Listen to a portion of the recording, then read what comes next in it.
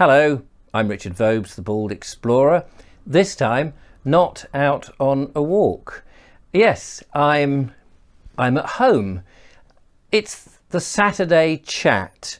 This is an occasional feature, won't be every Saturday. I'm not quite sure how often I'm going to do these, but this is really just a way that I can pause for a moment in what I'm doing and engage with you, the lovely viewer, and tell you what I'm up to, what's going on, and also thank you very much at the same time for your consistent viewing and so on and so forth. Now, I have got some notes that I'm going to read from just to help me in this, so please accept, I hope you don't mind that really, basically.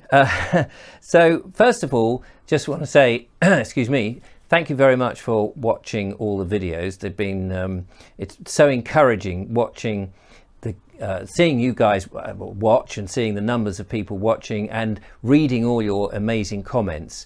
I often get things wrong, as you will know, when I'm out and about. I turn the camera on, I forget certain facts that I thought I know. I'm calling East Sussex, West Sussex, and West Sussex East and North, and people are very quick to point out all the errors and the mistakes I make, which is fine, and that's where the comments are. But also, I think it's absolutely brilliant that people add to the story that I'm trying to get over, things that I miss out, what very often I had intended to put in, and things that I don't know anything about, which makes me want to go back to the places that I have been exploring. So thank you so much for that. That's really good. Also, I want to thank the people who've been supporting me financially, my patrons. Thank you very much for that. That's really kind. Without your support, I couldn't possibly do this. And I'm thrilled to be able to say that when I started the daily videos just over 2 years ago, knocking out a video every single day, we had about 500 subscribers. Prior to that, I'd made some longer format videos and bits and pieces and was trying to find my feet. I feel I found my feet now, but we have now got over 6,000 subscribers on YouTube, which is fantastic from my point of view, and I'm looking forward to growing more, of course. And we've got about something like 5,000 on my Facebook page, The Bald Explorer. We also have the Bald Explorer group, and that is growing too, so it's very encouraging, and people love to post their pictures, make their own vlogs and videos and things, and that's going really well. So thank you so much for all of that. It's been great, because without you and your feedback and your viewing, you know, where's the incentive to go out and make the videos, to be honest with you? Just to recap some of the things that we've done this year, if you're a new viewer and you've not caught up with everything that I've been doing, this year has been even better than last year, and we're only in August. So that's, you know, bodes well for the future. We've been up to Cumbria. In fact, I've been up twice to Cumbria to see Robert Croser and Cheryl Craggs. We've done some fantastic videos over there. Been to Shropshire and looked at the Shropshire Hills and various places with my friend Harriet. I've been down to Dorset, exploring the Jurassic Coast with another viewer, Dave Ford, who discovered the channel and is enjoying it and taking part. Down to Cornwall with another viewer who's been my guide, Mark Selwood, which has been absolutely brilliant. And of course, up to the Peak District with a Sussex man, Kevin Hall, who has a friend up there, Sue Blount, and together they've taken me around the Peak District. And all these places I'm very keen to go back, because there's so much more. But if you've not seen any of those videos, do check them out. They're definitely worth having a look at. Coming up, the lovely Julia, who is imminently about to give birth, as I record this, she and I are going on a 7-day narrowboat cruise, taking a canal boat, a narrow boat down on the Kennet and Avon Canal, or is it the Avon and Kennet Canal, whichever way around it is, in Wiltshire in October with her newborn baby, which will be quite an interesting exercise. And we're going to explore not only life on a canal and what that's like over these 7 days, but also visiting places that we go to. And so there'll be many videos coming out of that, hopefully, giving you a sort of an inside story as well as sort of little trips in the area. So that's really exciting. In the future, probably for next year, I'm aiming to get a camper van of some description. Now, I don't know whether it'll be a classic camper van or whether it will be a van that I kit out myself. I'm trying to save up the money, which, as you can imagine, being a fairly obscure YouTuber, I suppose, is how I describe myself now. It's not easy to make a lot of money on YouTube. But I am trying to put some money aside to get some sort of camper van together so that I can go out and do more trips in more places, and just, even if it's only over to Essex or down to I don't know, Somerset or something like that, or Herefordshire or somewhere like that, and you're just staying 1 or 2 nights. At the moment we've been doing Airbnbs, but of course that's quite expensive, so a camper van would be really good, but I need to obviously save up before I can get one of those. But that's on the card, so I can bring you more and exciting walks and explorations as we go. One of the places that want to go to is and do some explorations is on the Romney Marshes in Kent.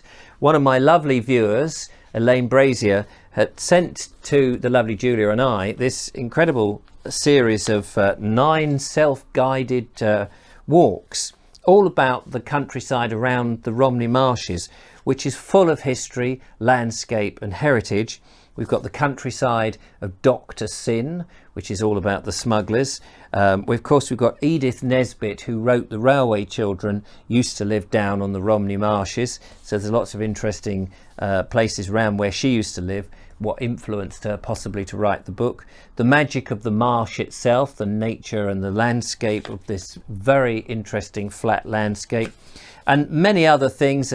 Apple Danish, it says on this one, which is about Appledore, which is now far inland but was once a busy seaport. Lots more other self-guided walks, and I want to take the old guidebooks and still do more of those as well, where we give you a whole variety really. So just really trying to encourage you to keep watching, because there will be more exciting things coming up.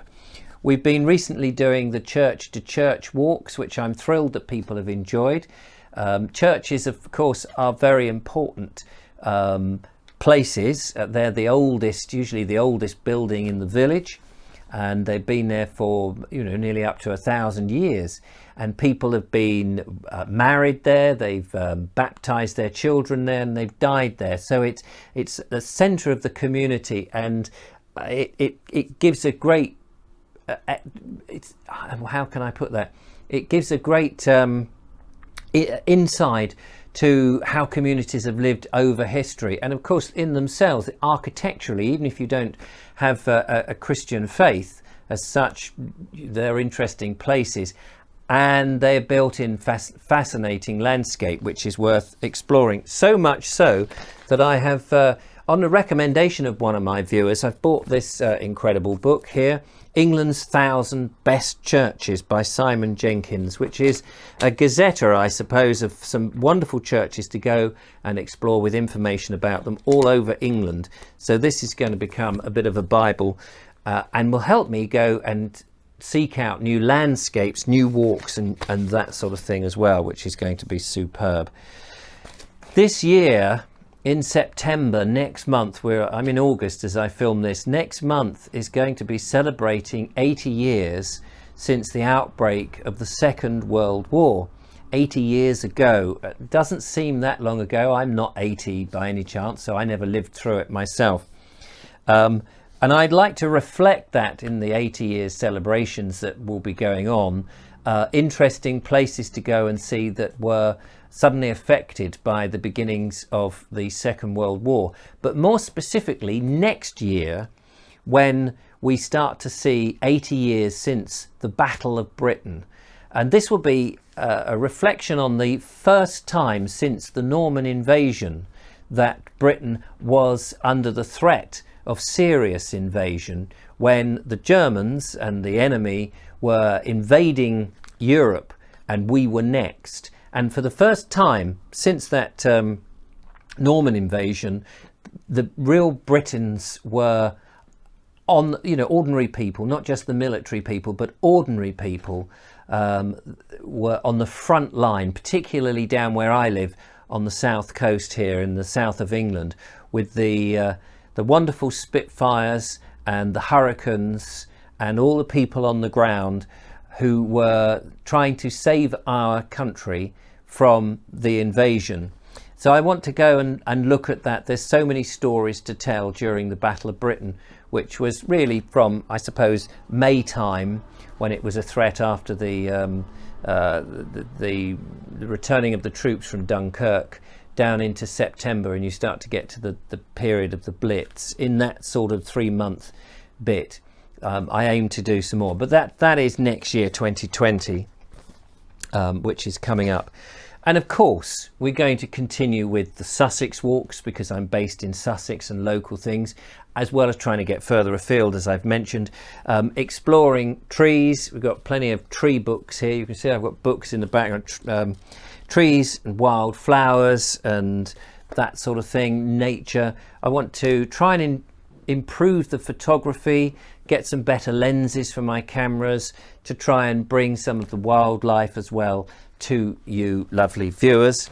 I want to go to, in Sussex and all over, more of the wildlife trusts, properties and landscapes, to try and see more of that and bring you with me as we explore, and take the lovely Julia when she's able, once she's had the baby and is able then to bring the baby or farm off the baby with friends, to come out and do some more exploration. So that's going to be going on. And on the recommendation, funnily enough, as one of our other viewers, we've got here a book called The Green Man, which sounds like a great concept, to go and look for the signs of the Green Man, which is a sort of a pagan symbol, really. And the Green Man is all over the place. So, another interesting theme. So really what I'm saying is, I'm trying to bring to you, the lovely viewer, a huge variety of different walks, explorations and that sort of stuff. I can't do it without you helping. And I do thank, as I said at the beginning, my patrons. These are the people who have supported me over the last couple of years by donating maybe a couple of quid, the price of a cup of coffee, maybe a £5 every month, something like that, to help me make the videos. If you'd like to help and support and continue, if you've enjoyed the videos, you can do so by going to www.boldexplorer.com, and there you'll see you can either become a monthly patron, which is fine, or if you just wish to make a one-off donation, or donations whenever you so wish, then that's absolutely marvelous too. It really helps. I don't want to take up any more of your time. It's been fantastic to have this one-to-one chat with you.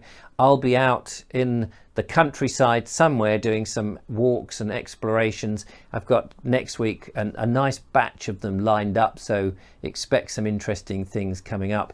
And I will continue to work hard to bring you these wonderful videos. So thank you for watching. Don't forget to follow, like and subscribe. Give me a thumbs up if you're watching on YouTube. That really does help to bring us to the attention of more people. I often get comments, people saying, why are there not more people watching your videos? I don't know, but if you're able to share the videos that you like, if I've gone somewhere you particularly like, do send it to your friends. That would be absolutely great. So that's it from me. Have a wonderful time. Take care, and I will see you out in the countryside on another exploration very soon.